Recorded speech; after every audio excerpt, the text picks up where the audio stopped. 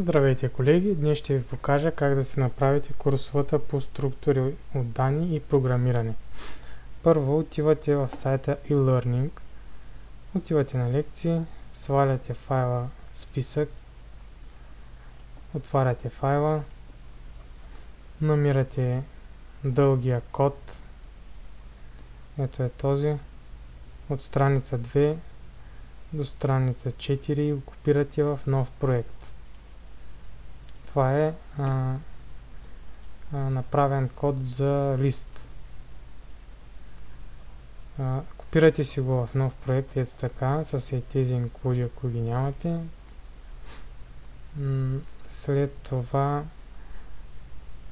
пишете, ето е тази функция, главната void main, и между ето тези две функции трябва да пишете същинския код, който да ви изпълни условието на съответната курсова задача. За да бъда максимално полезен, съм направил няколко примерни условия, които ще са ви от полза и които смятам, че може би са се паднали на някой от вас. Ще направя една така основна конструкция на задачата и след това само ще покажа какви малки промени трябва да се направят, за да можете да се използвате за вашите цели. Така, нека да пристъпим към първата, фактически, която е моята. Първото условие, първа точка е моята курсова задача. Нека сега да я направя пред вас. Даден списък от цели числа, да се напише програма, която изтрива числата от списъка равни на първото. Така. Значи първо написваме нещата, които ще ни трябват. Какво ми трябва? Трябва ми променлива, която да е входяща. Значи примерно вход. След това променлива, всъщност тя входа трябва да е int. Точно така. След това ще ми трябва една char за циклите, понеже трябва да има цикъл, който да е ограничен по някакъв начин. Това при въвеждането на самите елементи на листа. Той ще е char и ще е примерно код. Ще го нарека. След това ми трябва самият лист. Той ще е от този тип лист, ще е от цели числа и ще е лист. Нали. След това един указател pointer. Той пак ще е същия лист, int към същия лист. Той ще е с буква P, нали? След това ще ми трябва една променлива, която да пази в моя случай първото фактически първия елемент в листа. Тъй ще го напиша first, примерно. Така, какво трябва да направя? Трябва да въведа първия елемент и да го пазя. Cout, enter first, cin, first. Не, всъщност first аз няма да го въвеждам, аз ще го взема като указател, така че няма да е. Ще взема вход. Ще ми трябва първо вход. Няма да въвеждам първия. Ще въведа един елемент преди цикъл, защото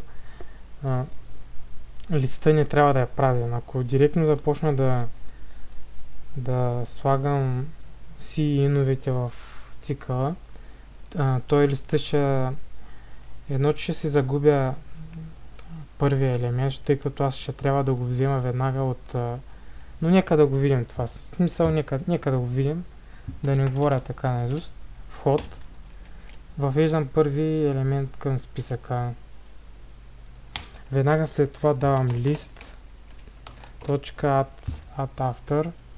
Вътре има два параметъра, вход. След това вече мога да слагам, значи цикъл вече ще е do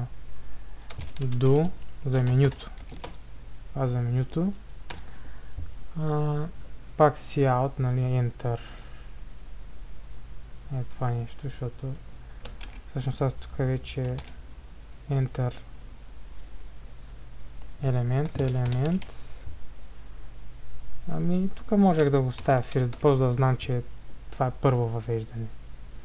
Така, while. Тук трябва while да имаме някакво условие, значи в случая ще е докато кода е различен от n, примерно. А тук ще сложим да е y. По подразбиране стойност y. Ако напишем n, спира. Така, cout enter. Така, ние въвеждаме с sin пак ще въведем вход и пак ще въведем това нещо. Малко повторение, но няма как, иначе бъгва, ако това го махне. Да. След това, като сме въвели, трябва да направим цикъл while, който да проверява елементите и да трие съответно, което е равно на първия. В случая ни първия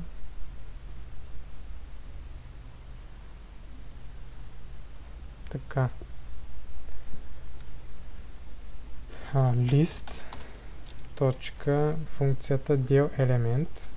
Тя има един параметър, в случая елемента, който искаме да изтрием. То е first, значи first. Вземем first. И има още едно нещо. Тук един if трябва да сложим. В него if ще сложим следното нещо. Ако p е различно от list.first, т.е. ако указателя p не сочи към първия елемент, значи всичко останало може да бъде изтрито. Нали?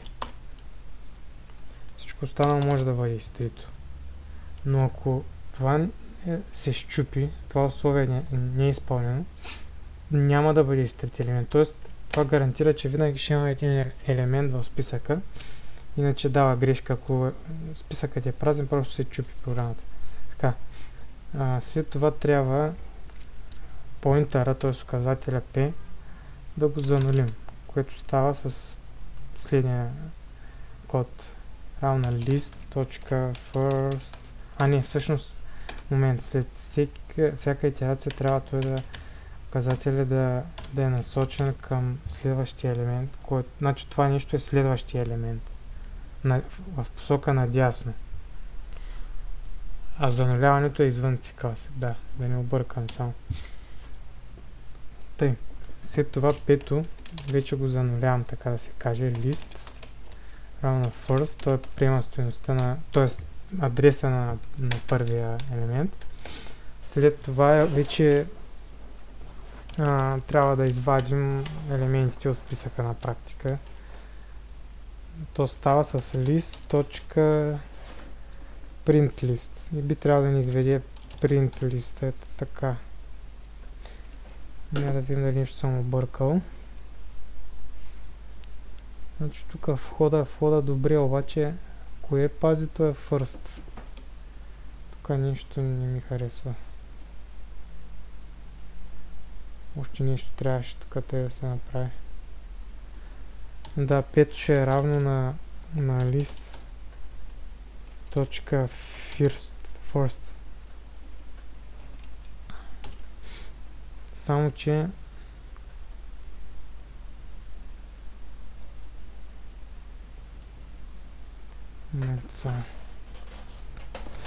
е равно first. Само че това е това е след въвеждането, нали? И вече first, нали? Ще е равен на p. Ето така. само че стойността на P този път, не адресът. Значи този ред взема адреса на първия елемент и го присвоява в нашия указател. След това обаче цялото число int, целочислената промелева int, взема стойността обаче. Това info означава стойността. Само P е адреса към клетката. А P-inf е стойността. Значи, преди да пуснем цикъла, трябва да имаме това нещо, за да може, защото тук вече в кода P-то почва да се върти и си променя адреса, към който сочи. Така че трябва да се направи. Ето тук също трябва да занулим, така да се каже, защото тук сме изменили P-то. Трябва да занулим P. Също зануляваме, ето е тук. Би трябва да стане, ако не стане, значи нещо съм бъркал с тези указатели. Те малко са така, наистина са объркващи, но нека да видим. Би трябва да работи. Така.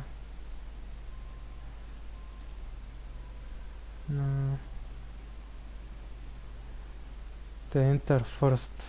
Добре, 5. Enter елемент 4. Enter елемент така. Момент. Нещо забравих. Ние имаме код, обаче нямаме това нещо. Out. Enter код. Те до безкрайно ще иска числа. Enter код. Това мисля, че да. Код този път. Така би трябва да стане. Така, въвеждане, значи винаги минимум 2 пъти въвеждане. Просто да, Enter код. Дали да продължа? Продължавам. Въвежда, тук дали да продължа пита. Не. 8-4, да, ето. Значи 8 и 4. Функцията беше да изтрие да. Елементите, които са равни на първия. Тоест, то е изтрито. Ето изтритие 10 е изтрито. Чакай да видим.